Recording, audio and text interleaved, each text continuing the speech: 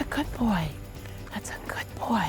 After losing my husband, and I was left with 9 horses, and I needed to take care of them myself, I built the barn. Me having to take care of them and manage them was the best therapy for me in handling my grief and being able to move on and put my life back together. What you can get from a horse is amazing, and they pretty much reflect your own thoughts. They reflect how you're feeling, and it's just amazing what benefits you can have from them. So Rising Hope Therapeutic Riding Center offers therapeutic riding to individuals who have special needs and also veterans. In doing that, there are many benefits that can be seen with partnering with the equines. When riding a horse, it requires a lot of physical strength in the realm of balance, but also a coupling with cognitive ability in motor skills such as steering, and even memory is involved. So when our riders participate in these activities, whether or not they're mounted, they are having demanding activities with their physical abilities, as well as challenges with their cognitive abilities. I'm more flexible now than I used to be, and my core is stronger. I feel like I could do just as much as anybody else, any other equestrian.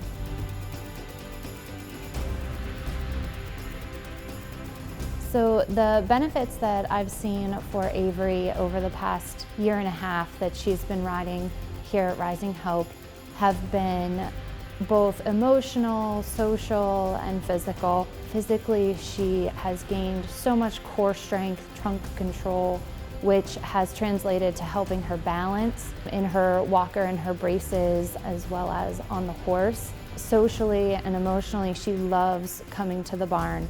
This is her happy place.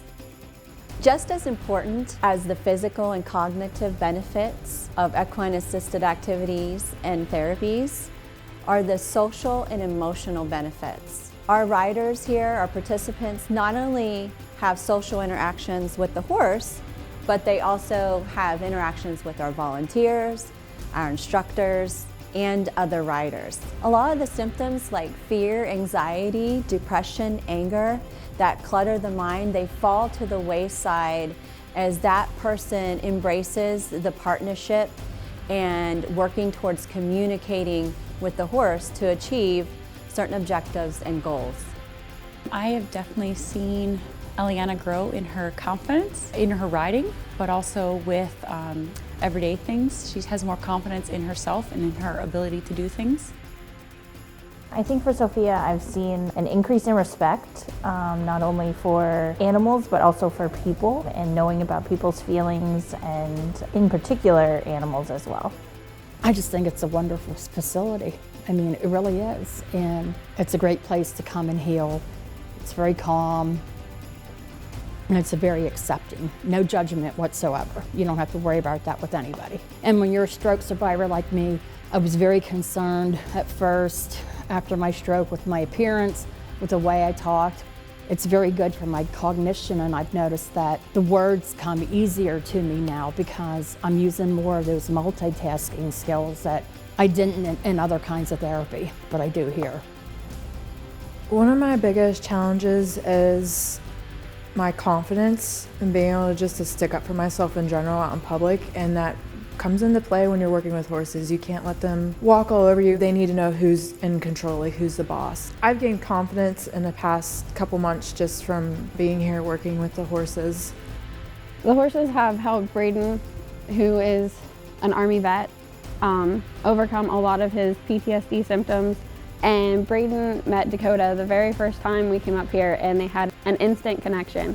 It was pretty spectacular to watch them, to have that connection just for the few minutes that they were together.